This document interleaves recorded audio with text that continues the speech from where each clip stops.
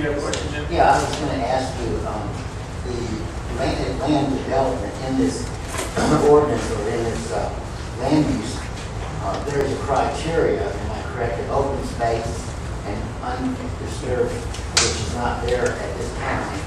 And that would, in essence, what you could build on would be limited because you have to meet the standards of how much clear space or undisturbed property.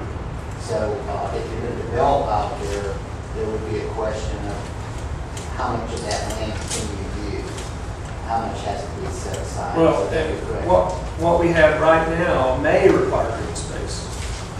Depends on the set, what the set tells us. But that can be mitigated in other ways besides just green space.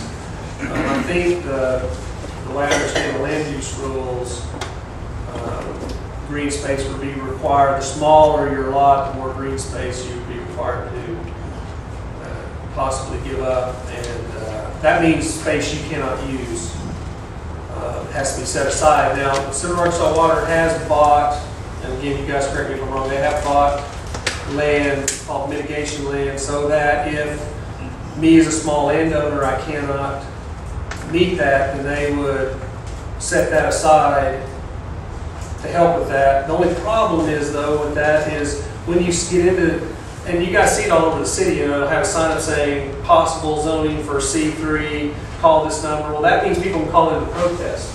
So if somebody was to call in a protest and say, I don't care if they're mitigating the land or not, I don't want them to do this, and now you get into lawsuits and possible anyway. I mean, it just, to me, it doesn't seem like a good way to go because we're going to throw other things into it. I think it's a Pandora's box that we don't want to open. I think at this point, and that's with 315. But and I'd like to speak to these two